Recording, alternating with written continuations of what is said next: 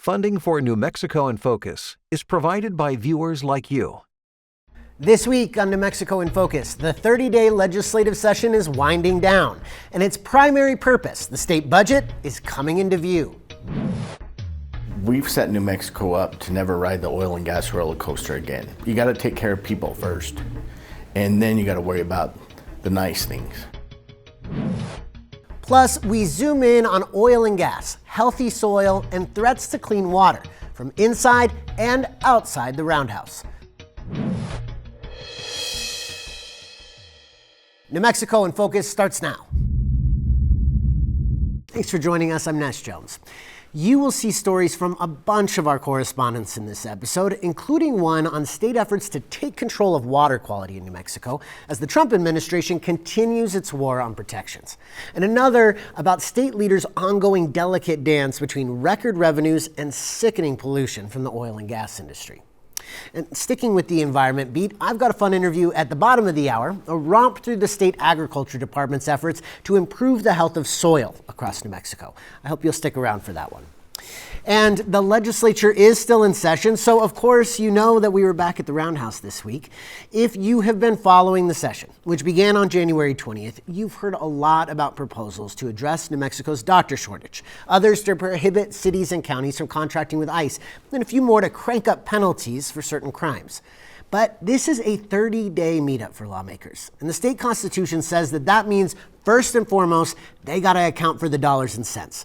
Last week, the House passed an $11 billion budget proposal, marking a more than 2.5% increase over last year, and the seventh straight year the state's spending plan has grown. House Bill 2 passed on a 55-15 vote. Republicans tried to slide in a couple amendments, but those went nowhere fast.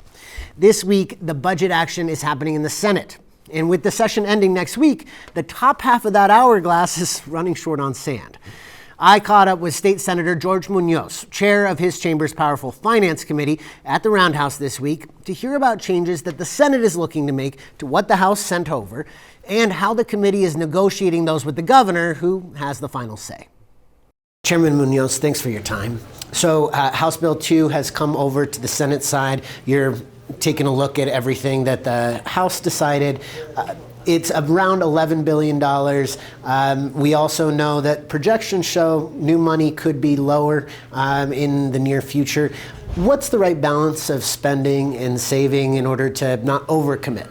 Well, we've set New Mexico up to never ride the oil and gas roller coaster again. And we've set funds and reserve limits that keeps New Mexico at a stable level. We'll be able to ride mild to moderate turmoil in the market. And so if we've done that over the last couple of years, we've grown our budget. We prioritize such things as child care is a high priority this year. Taking care of people. SNAP benefits for seniors were, because of the amount of people that entered the system, were reduced to 80. We're going to bring those back up to 100. And so you got to take care of people first. And then you got to worry about the nice things.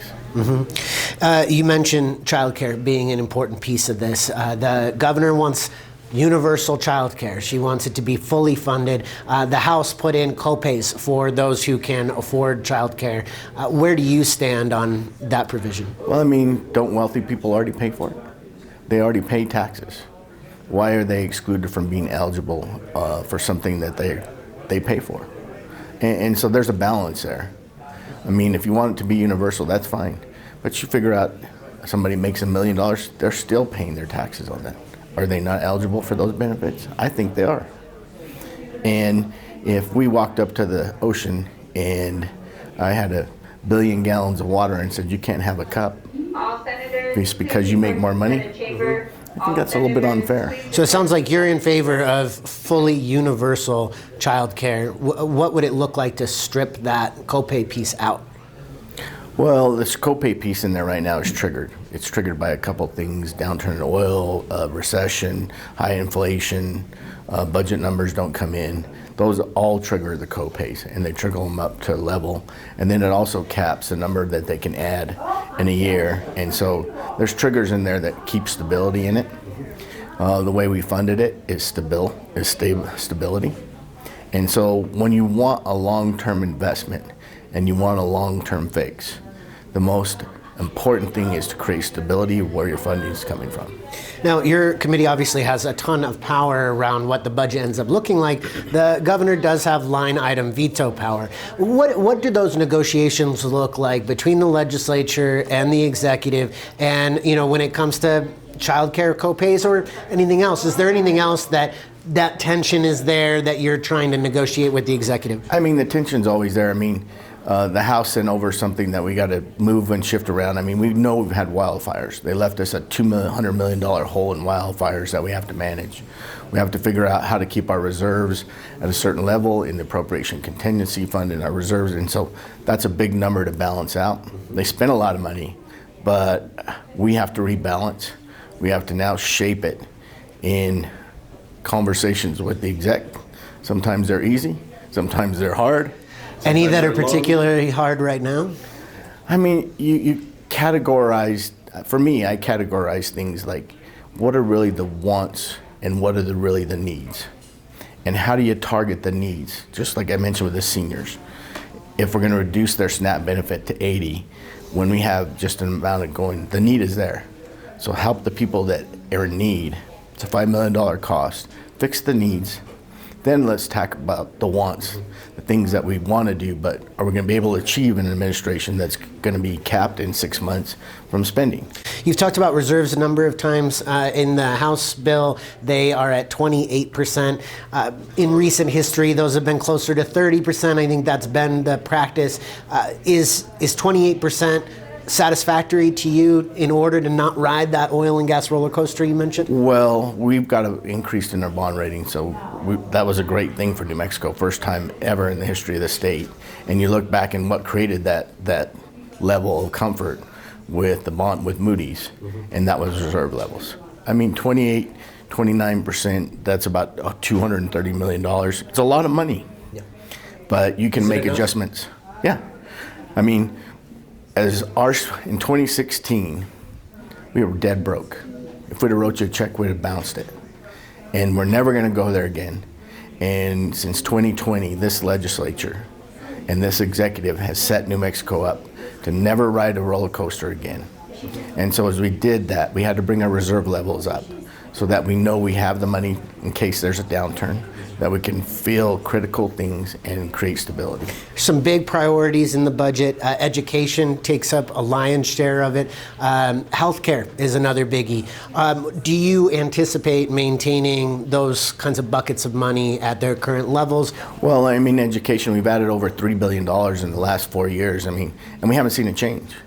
We got to start to see that change in our educational level. Meaning the outcomes, student outcomes. Student outcomes, yeah. I mean, Okay. We know if we target 7th through 9th grade, that's where our biggest dropout rate is. We can get 22 more hundred students in the state of New Mexico. It puts us in the middle of the pack. That's a small amount. But everybody's got to do their job at the end of the day. The superintendents, the principals, the teachers, the parents all have to do their job in order for us not to be at It's not about just throwing money at it. When it comes to healthcare, the Healthcare Authority is seeking a 5% state funding increase. The bulk of their budget is federal funds. But we are seeing significant cuts to federal programs like Medicaid, ACA subsidies. You already backfilled some of those in the special session in October. What can those who are on Medicaid, those who are on Obamacare plans expect from the Senate Finance Committee? Well, we've already filled some of those during the special session, so those numbers will continue. So we're going to try to hold that level. Okay. Our biggest problem is we don't know what the feds are going to do to us. The rules aren't out. We've started to build 200 more FTEs for the Medicaid program so that they can handle under the new federal laws. That's more employees. Yeah. And so as they can get them on, make sure that they got benefits. Those are all critical things. So when it's chaotic in Washington, you don't know what to expect to come down from the federal government. How do you anticipate that when the discussion is happening now? We can't. There's no way to us to anticipate and budget for something that hasn't happened. So is that the contingency fund, the reserve funds, is that where you're going to lean? I mean, that's where we'll lean, but we'll have to come back to a special session if any more changes happen. But planning for those changes that were enacted is what we do now. Not knowing what's going to happen next. There's a different crisis every 5 minutes. And so we can't handle that. And federal funds are getting cut, and we can't backfill everything that's federally funded. So some stuff will have to fall through? Some funds are going to have to fall through. They're going to have to figure them out on their own. There was an amendment that failed on the House side that Republicans brought, hoping to reimburse these communities that house ICE detention centers. There's the Immigrant Safety Act has been signed by the governor. Those contracts between the counties and ICE will end. That amendment failed. Any appetite for it in the Senate? We've been holding hearings for the last 3 days over House Bill 9 with Torrance County, Cibola County, and Otero County, and each one of those is different in their process and how we're going to have to react to them. So we are building that plan. I think there's another hearing this afternoon with that, but we are figuring out what we're going to do. So there will be something for them in this budget? There will be something for me, but it's interesting that, when uranium caved out of the Grants uranium area, they gave them prisons to help recover for the country. Right, that's the bulk of their economy. Yeah, and now we're taking prisons away, which we gave them, and so we're going to figure that out. It'll be a slow process. It'll be a short-term process till we can get to that. Will it be backstopping them financially? Will it be economic development? It will be all the above. Okay. Ricky Serna is out as the governor's Secretary of Transportation. Were you aware of potential tension there between the secretary and the governor, or did you have an assessment of Serna's work when you threw in the road bonds and the rocket docket? That went through in the first 2 weeks. Any concern there around DOT now not having a secretary? I mean, we've looked over the history of DOT and where it's come, and it just got more turmoil and more turmoil and more turmoil. And the legislature was like, we've had enough. We need stability. Everybody wants good roads, including the speaker. And we want to make sure that those roads are funded and paid for. And secretaries have to lead, and they have to lead in a direction that sets New Mexico up. And was Serna not leading? I don't believe it was. I mean, the cost to repair a tire now, if you ruin a rim, is probably $400 to $500 out of your pocket. That's less than when you pay in a gas tax for better roads. Well, what do you want to see now that $1.5 billion is heading towards roads in terms of bonding capacity? What do you want to see change at the top of the DOT?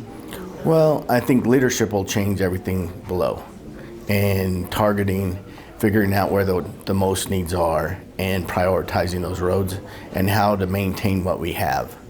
If you don't maintain what we have, then we're just rebuilding roads at a higher cost. Chairman Munoz, thank you so much for your time. Thank you. Yep. Thanks to Senator Munoz for answering our questions on the budget. The Finance Committee this week amended a bill he's carrying, the Child Care Assistance Program Act, to allow lawmakers to pull $1 billion from the state's Early Childhood Trust Fund to pay for any changing costs of universal child care over the next 5 years. As we tape this Thursday, it is set to be heard on the Senate floor. If it passes, it'll head to the House with just a week left to get it through. Unsurprisingly, Republicans in the legislature have a different perspective on the state's spending plan from the one Munoz just offered. Politics correspondent Gwyneth Dolan tracked down Steve Lanier, the second-ranking Republican on that Senate Finance Committee and a candidate for governor, to learn where the state GOP stands on child care copays, supplementing federal funding losses, and striking the right balance on spending. Senator Lanier, thank you so much for being with us today. Well, thank you. I really appreciate you guys coming to the Roundhouse. I mean, this place was built for you, all the citizens of New Mexico, all of our youth, and it's one of my favorite things is when we have outside people come in and kind of learn what the system is, see what's going on. And it's complicated, isn't it? This 30-day session has been a little bit unusual in that there was a lot of action early on, and the governor has already signed some big high-profile bills. There's some other big things that are moving quickly. Is there anything that has happened already that you're particularly proud of or that you're glad is done? Well, it is. It's like a super fast time. Everything is accelerated, and a lot of the bills that came in were very accelerated. That was their top priorities, and some of the things that are starting to come through. We don't really have any big legislation so far that our side has got accomplished yet. We haven't got a lot of our bills heard.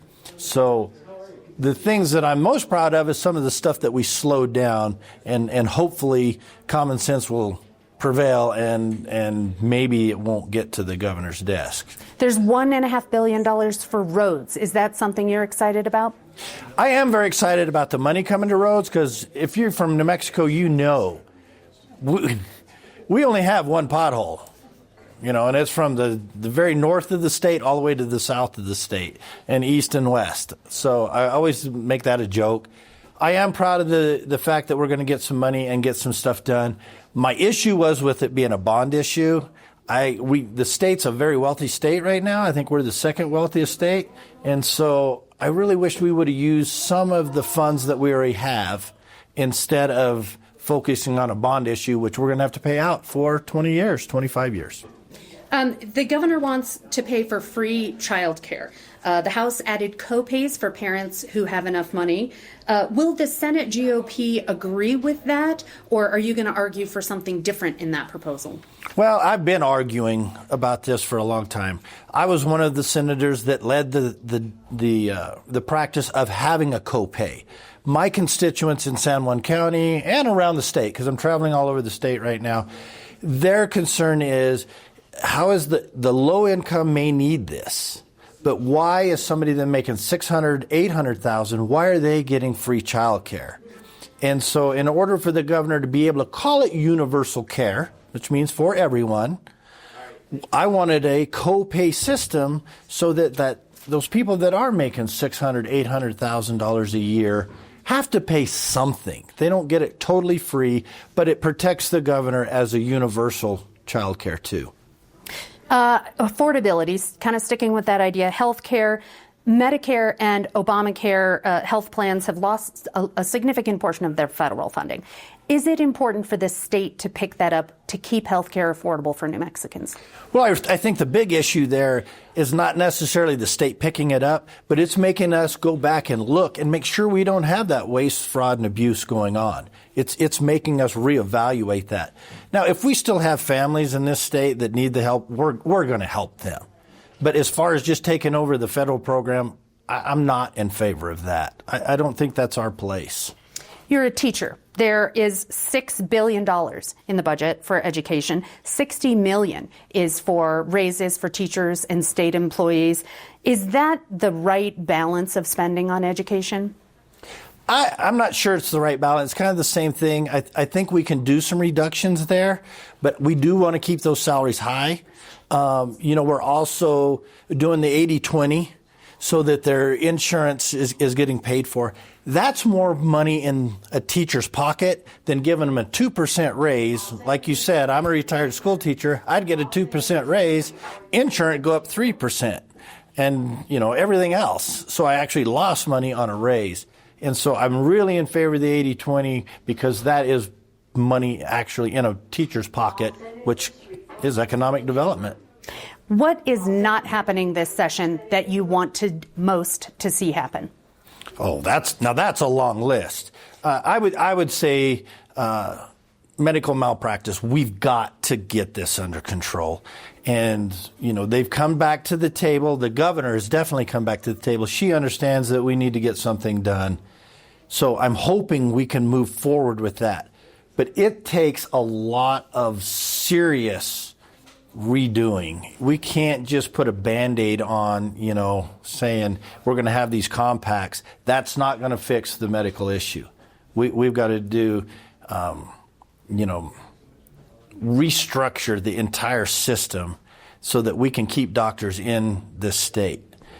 Punitive damages, the GRT, all of that stuff, it's one big package. And I think that's what the public loses, is that there's so many things under that umbrella. They just want you to fix medical. I want to be able to go to the doctor.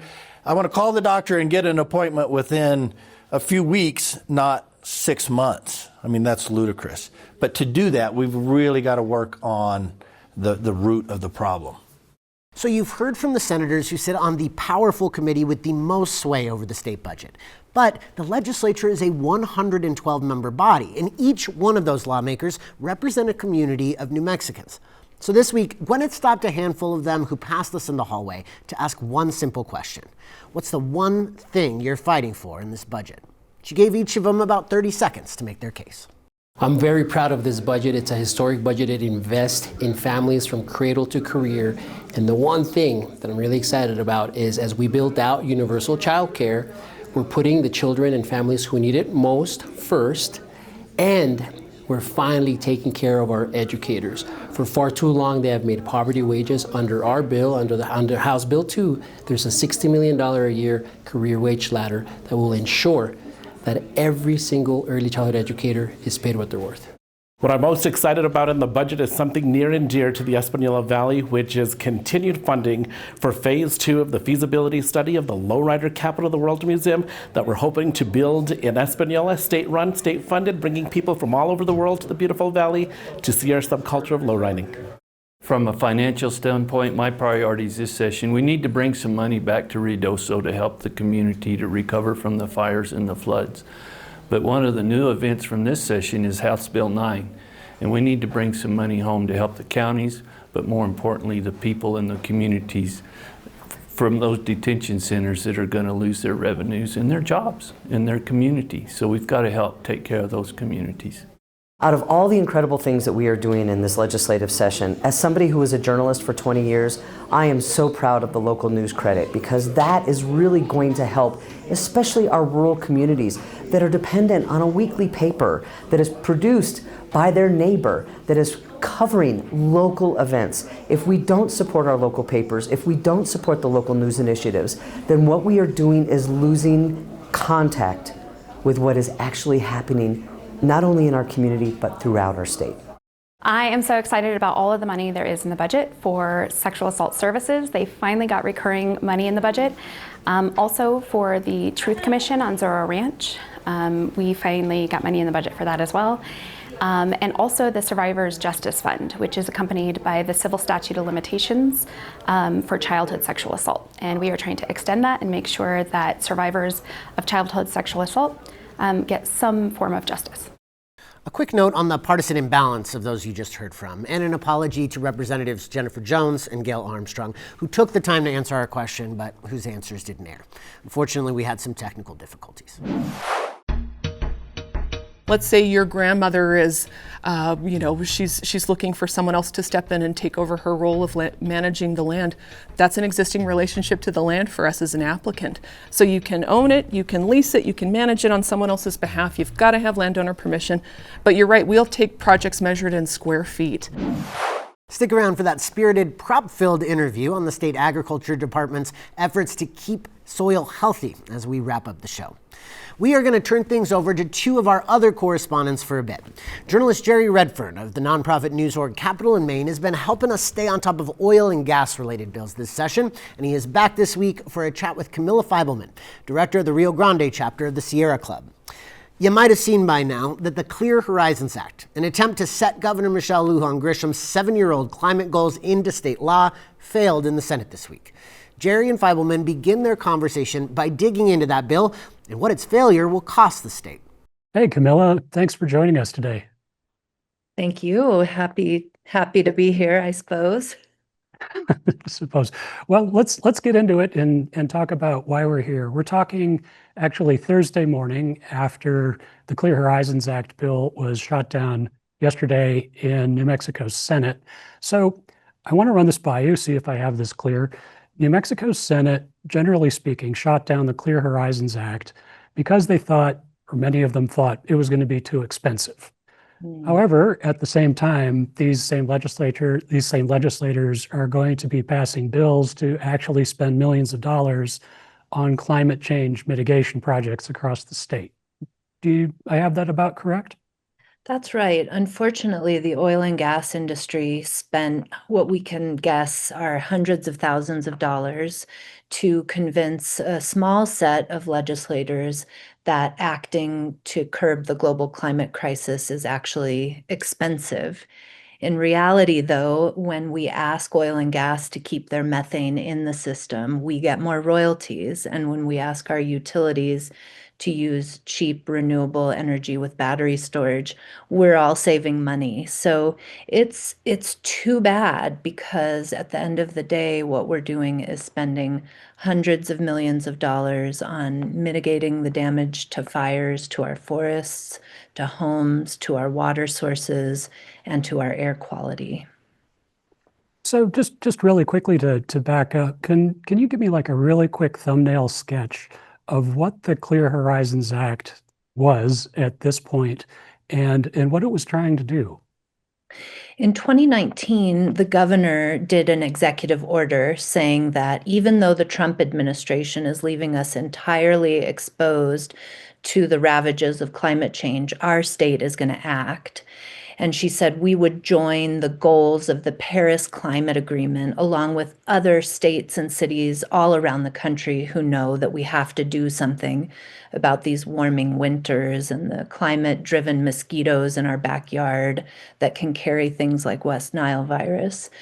So for the last almost 8 years of this governor's service, we have been working to reduce our climate emissions. And the goal of this bill was to put those goals into law.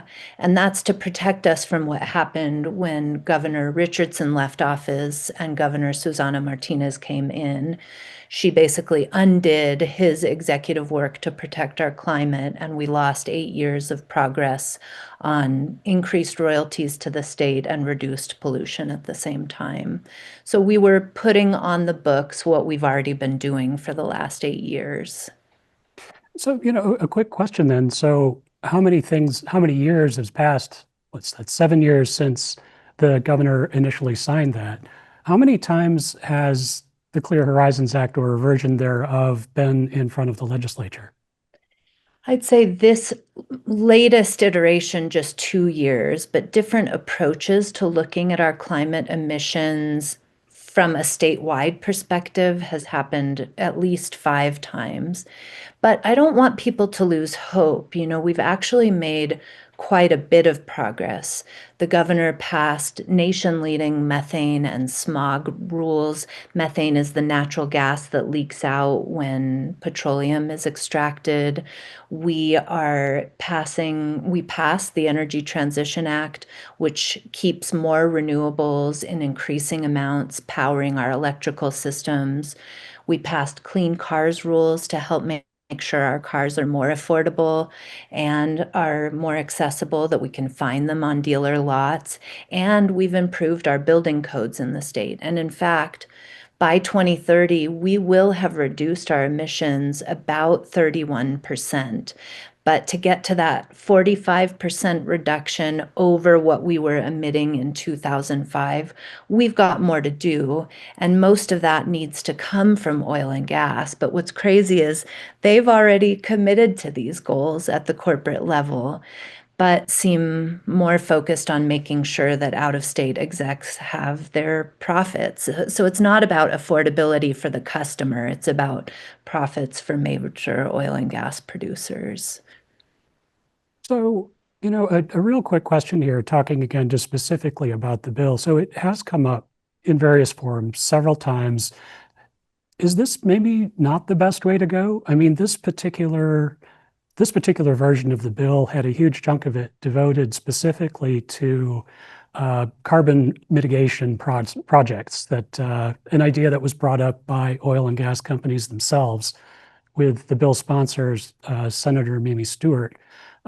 If a bill that's written with their help, with them particularly in mind, can't pass, is it perhaps time to think of different paths forward? Yeah, I think there's something to be said for that. And I think the main thing we need to focus on right now is the fact that the technologies exist to do almost all of these reductions.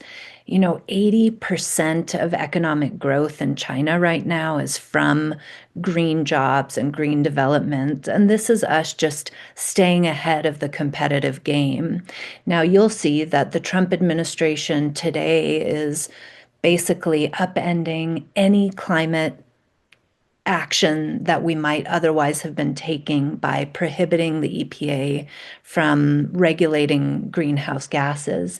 But they're also committed almost in an ideological way to old polluting coal. So, for example, they're forcing the Craig coal plant to stay operating in Colorado. And that's a big problem for co-ops here in New Mexico because the energy is so expensive, say, compared to energy that those co-ops own at the Escalante power plant that shut down because it was an expensive coal plant here in New Mexico and was replaced by some of their cheapest energy, solar and battery storage. So, there's lots of work that we have to do, and there are different ways to do it. But the main thing to understand is that we can kind of do the Kodak thing where we never admit that digital photography is the way to go and get stuck in the past and go bankrupt, or we can get with the program and use the technologies that are right here. But unfortunately, our biggest corporations don't really uptake these technologies on a voluntary basis. It's easier to do the polluting thing because it's what you've already got. I'm glad you brought that up. Just a quick circle back to the start of what you were saying there about the EPA. So that's something that we're looking at possibly this week or in the next week, where the EPA is going to undo what is called the endangerment finding. That's right. I believe, right? It's a wonky term. It is a wonky term, but that was the finding that the EPA came up with during the Obama administration, I believe, that was the backbone for all of federal regulation dealing with greenhouse gases and other pollution coming from power plants, coming from oil and gas operations. And if they get rid of that, they're going to be able to strip all sorts of other rules that they do and just sort of do away with them because they'll say, well, there's no finding there. Do you think that then getting back again once more to the bill, did the Senate really miss a big opportunity here to pick up something that the federal government was using to theoretically protect people in New Mexico?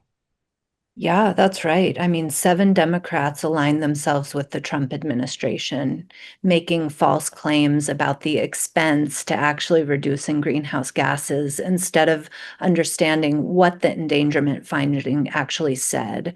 So President Obama ordered the Environmental Protection Agency to look at the cost to our country of regulating greenhouse gases or the savings from doing that.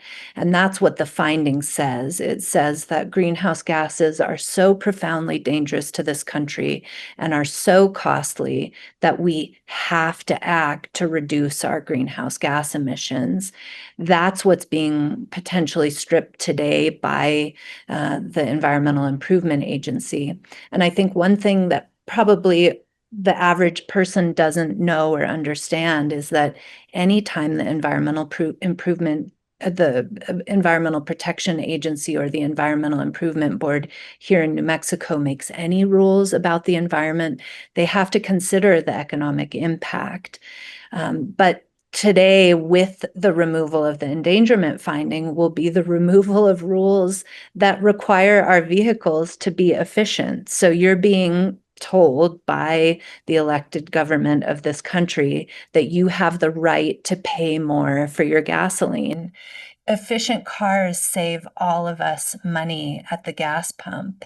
And it's just befuddling to me, this commitment to old technology. It's like saying, well, I'm only going to drive in a horse and buggy because, I have some sentimentality towards that.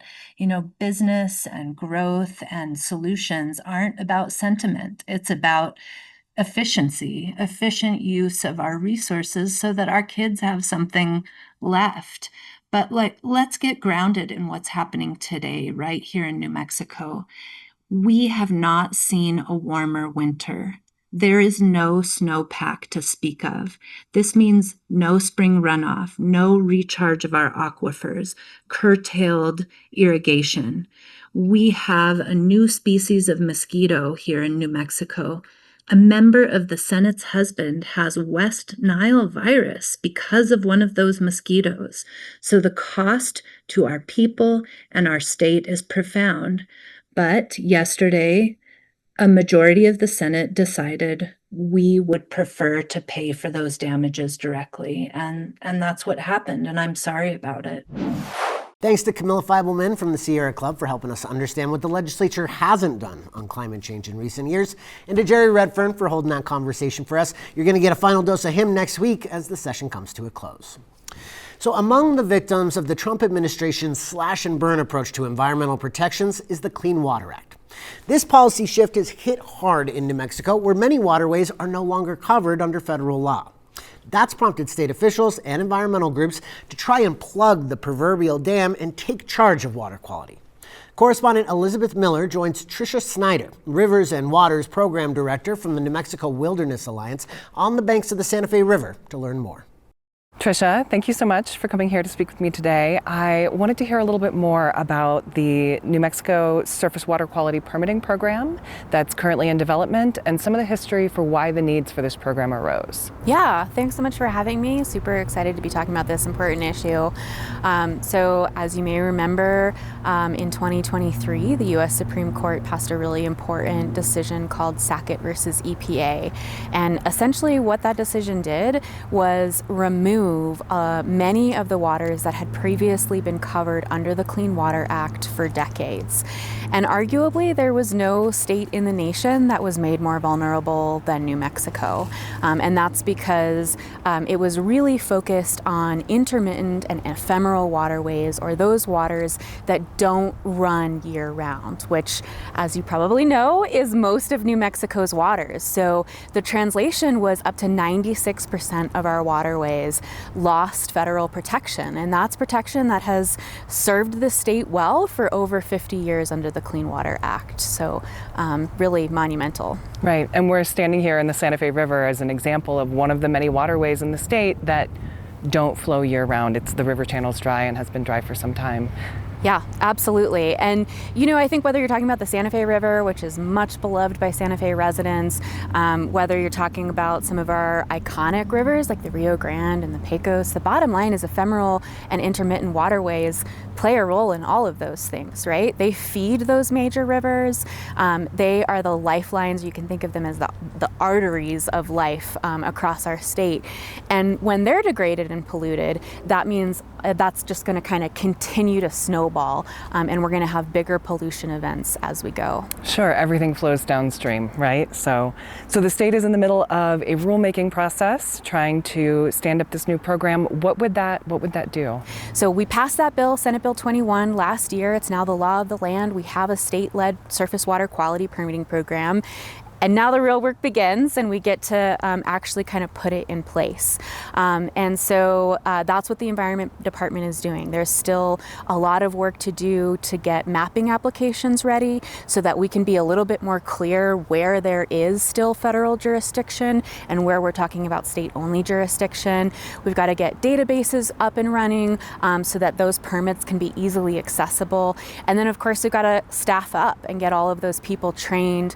I think one of the things that I'm really excited about is previously, before Senate Bill 21 was passed, New Mexico was one of only 3 states in the nation that left the permitting of its federally protected waters up to the EPA. So what that meant was permits weren't issued here in New Mexico. They were issued from a federal EPA office in Dallas, Texas. And so that bill not only created this state program for the waters that no longer have federal protection, but it also took over permitting for those few remaining waters that do still have protection under the Clean Water Act.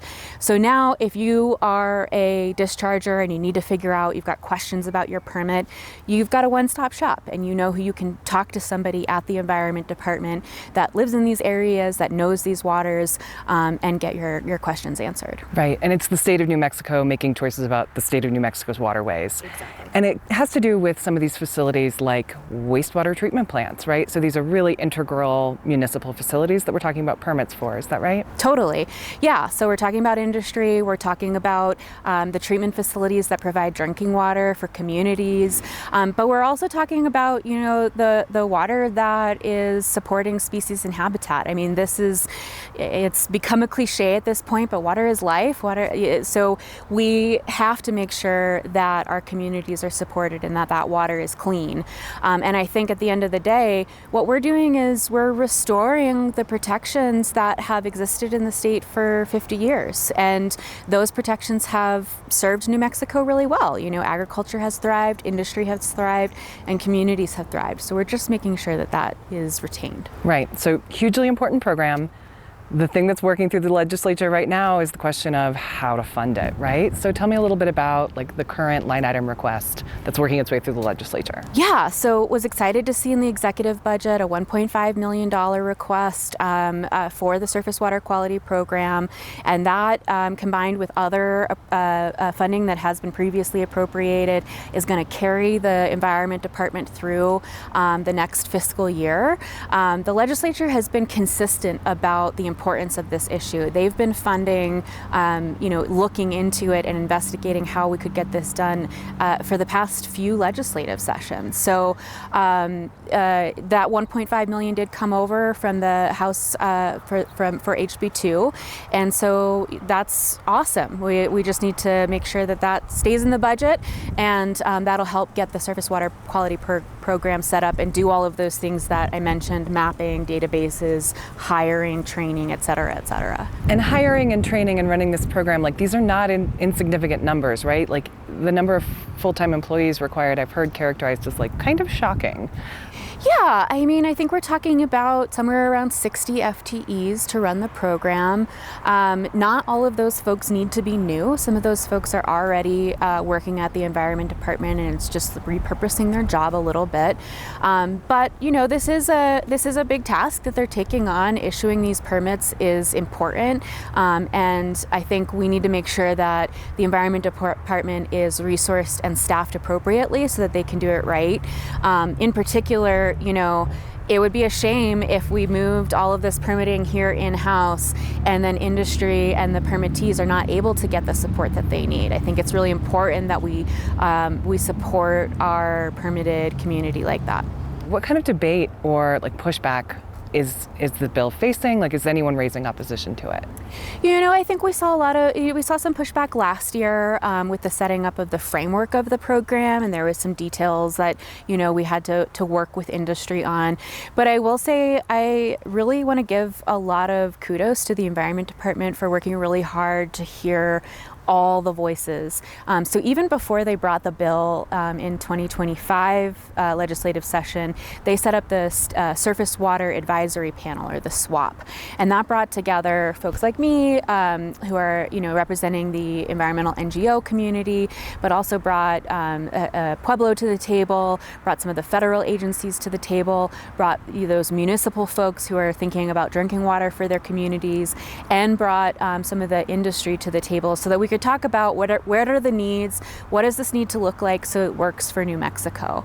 And so I'm really hopeful. The last step in the process is to set up a rulemaking process, and that'll get into the fine-grained, nitty-gritty details that are a little bit too narrow to put in statute. But I'm hopeful that all of that pre-work is going to mean that we have a little bit of a smoother run in the kind of final steps. Great.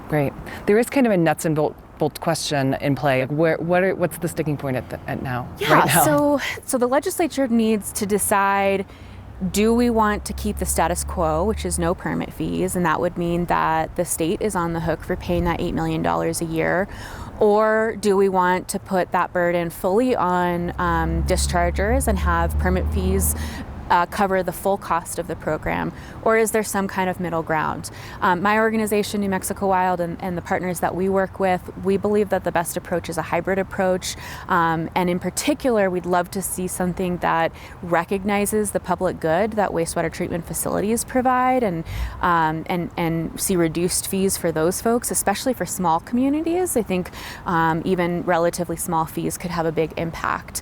But that's ultimately a decision for the legislature. legislature. We've heard from some of the bill sponsors, maybe we want to keep this is the status quo, which is no fees.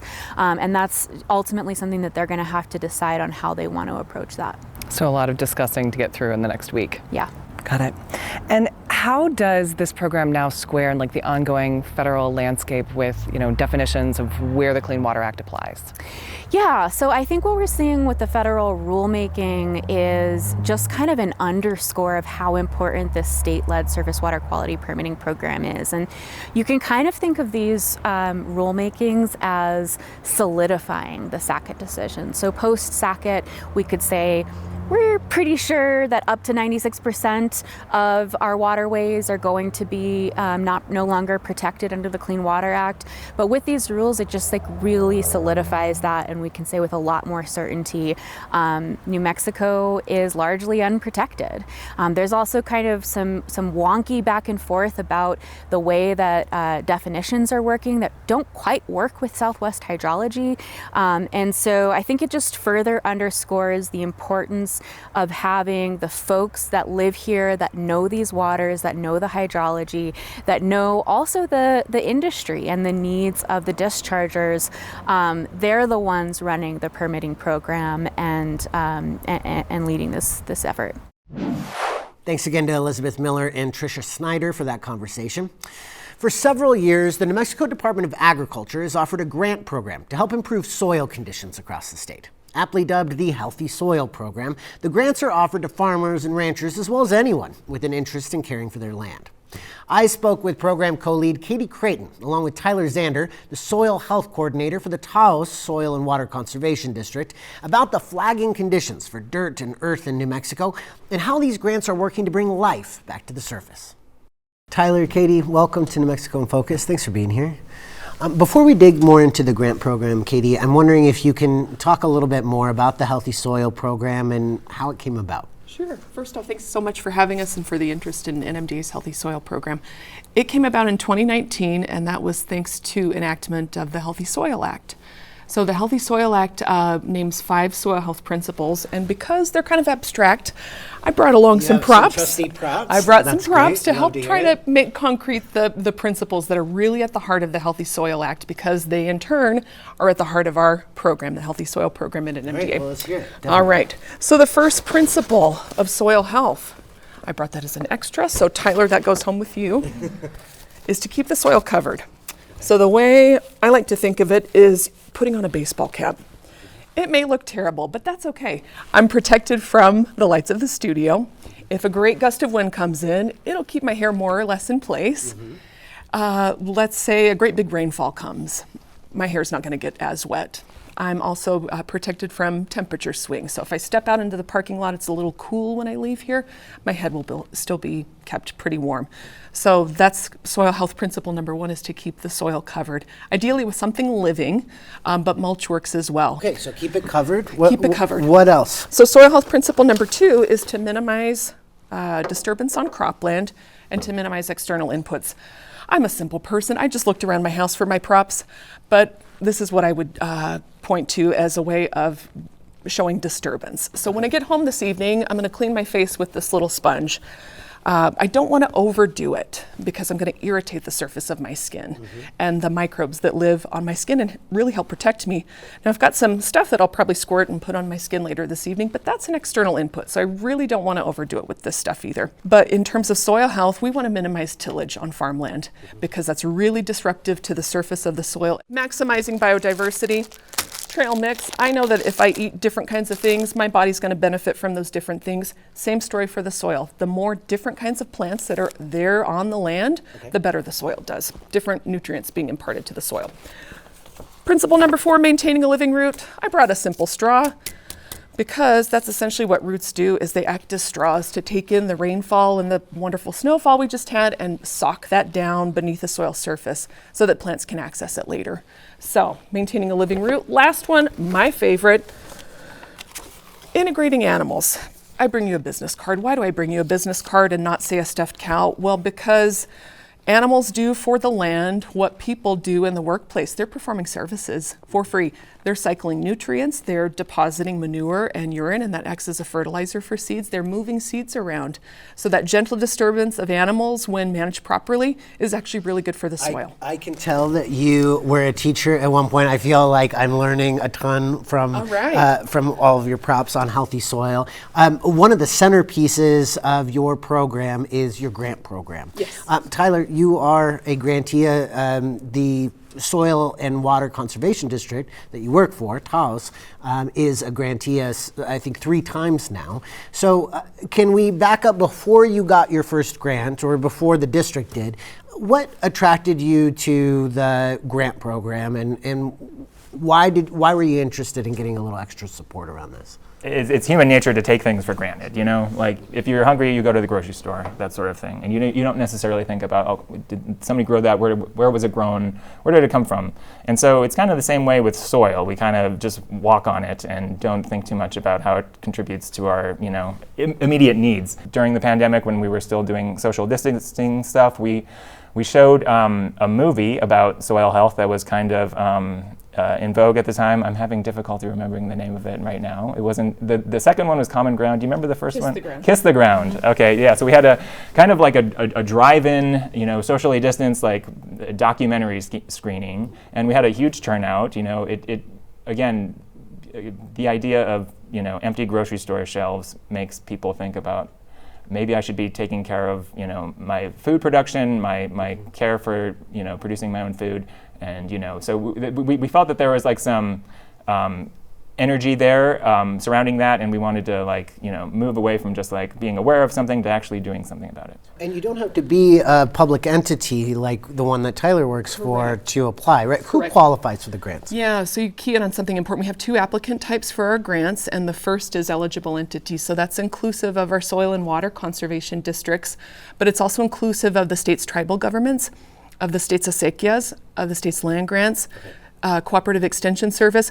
Basically, how they're defined in law is local governmental entities with proven land management capacity to support healthy soil. You have a map of the various grantees on your website, and I noticed, there's even individuals who own less than an acre of land. These are everyday people that can reach out to you as well. Correct, and they don't have to own the land. They just have to have some sort of existing relationship to the land. So let's say your grandmother is, she's looking for someone else to step in and take over her role of managing the land. That's an existing relationship to the land for us as an applicant. So you can own it, you can lease it, you can manage it on someone else's behalf. You've got to have landowner permission. But you're right, we'll take projects measured in square feet, just so long as the financial request associated with that grant is commensurate with the amount of land being treated ultimately. And Tyler, your district received the grant in 2022, 23, and 24. Reading through the project descriptions for those, it looks like all 3 of those projects incorporated a practice called cover cropping to some extent. Can you describe what that is and why it promotes healthy soil? Mostly what we're looking for is to reestablish desirable plants on that piece of ground, and what we shoot for, which are is a mix of perennial plants, I guess, that are there. They survive from year to year. There's less of a period where that bare soil is, which is kind of really going to suck the life and the health out of the soil if we have those conditions. So we're just trying to introduce seeds to move ourselves in the direction of having permanent perennial ground cover, so that it can be hayed or grazed or managed in a way that's sustainable. And you're doing this for various landowners in the Taos area. What's to keep them from doing this work on their own? What are the barriers? Do they need the expertise that you bring? Do they need supplies? Do they need funding, time, capacity? Why do they need your support in doing that work? I think all the above. So one of the things that we've noticed that's been successful is that, well, I guess success tends to breed more success. Neighbors see what their neighbors are doing. If that used to be a bare field that was growing only weeds or just had prairie dogs running around it and there was not much green to be seen at any time of the year, people see pieces of land being resuscitated, being brought back to life and turning green. A lot of the people that we work with have, grew up in the area, and they often tell me, This place used to be green when I grew up. Like everywhere you looked, it was just lush, and it was, you know, like the Garden of Eden. And you know, there's pictures to prove that. You know, and can we get back there? Yeah, exactly. Again, you know, life kind of intervened. Modern life did, and like those people got away from managing land so intensively. But maybe as they retire, or maybe with a renewed interest in local food production and that sort of thing, they come back to it. And we're in the kind of the triage stage of things of bringing things back to life, of getting things green again. And we talked about the fact that individuals can apply for these grants as well. So if I'm thinking about somebody who has some land that's gone fallow, or they need some expertise, some labor, some help with that, is there any support for them to figure out? I mean, they may not have ever written a grant. Some support for them, technical assistance to be able to access this kind of funding. Does your department or your program offer that? One of the first steps we require of individuals that want to apply for our grants is they have to work with USDA Natural Resources Conservation Service. It's a mouthful. It's NRCS is how we shorthand it around the office. But NRCS actually comes out to your place for free, looks at your land and says, hey, I don't know if you noticed, but there's some compaction over here. I see erosion is an issue here. So they help you see the land that you see all the time, maybe in a different sort of way, help you identify what it is that you can actually remedy through the application of the soil health principles. Have you been able to measure at all the overall impact of this grant program since it started just a few years back? So our applicant pool is bigger. I mark that as a measure of success. Dean, my co-lead, he's the technical wizard behind our program. He will tell you the real success of our program is when you can sit down with a farmer or a rancher and say, okay, you did some of the tests, the assessments in your field or in your pasture before you did soil health principles. And before your project, water was really slow to infiltrate, or the compaction was really high. And when you have compacted soils, it's hard for a plant to put its roots in. But after your project, we can tell that water infiltrates more quickly. It's being absorbed in that sponge, so that when we encounter periods of drought, as we know we're going to in New Mexico, there's a resource there in the soil that existing plants can tap into. And and your soil is less compacted, so a plant can actually take root within it. So for us, that's the real success on an individual basis, is seeing those physical changes within the soil towards something healthier. Tyler, I do notice you have a few toys in front of you as well. I want to give you just a quick chance to talk about what those are used for. What do you have? This right here is called an infiltration ring, and what this does, we pound this into the ground with the little sharp edge. Yeah, I appreciate that you brought some soil to the conversation. Yeah, we did. It's under my fingernails on everything we use. And so we pound this into the ground, and we pour a 16-ounce bottle of water in this, and this mimics essentially 1 inch of rainfall. And we have a timer going, and we register like, okay, how long does it take for that soil, how long does it take for the water to infiltrate into the soil? In a fully functioning green, lush pasture, that's going to take like 5 seconds. It's, again, when Katie talks about the soil ideally being a sponge, that's how a sponge works, right? If we poured it into a sponge, it would just soak it right up, and that's how we want soil to function. In the most extreme cases, which I wouldn't have believed unless I was out there with the timer and watching it kind of slowly go into the soil, it's taken over half an hour for that inch of rain to penetrate the most sun-baked, adobe, lifeless, barren soil surface, that we regularly encounter out there. And so if the walls of this ring weren't there, obviously that inch of rain would just run off the landscape, taking soil with it, eroding it, and just creating a vicious cycle that is really hard to get out of unless you really do something to address it. Right. Thank you both so much for talking about what is healthy soil, but also about the resources that are available to folks who want to improve theirs. Katie Taylor, thank you. Thanks for having us. My pleasure. Appreciate it. Thank you to Katie Creighton and Tyler Zander for their time. And a heads up, individuals have until February 20th to complete planning with the USDA ahead of applying for the grant.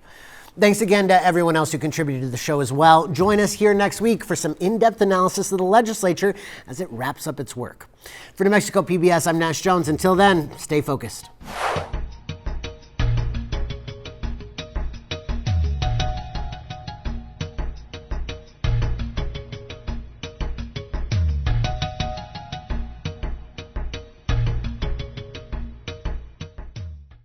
Funding for New Mexico in Focus is provided by viewers like you.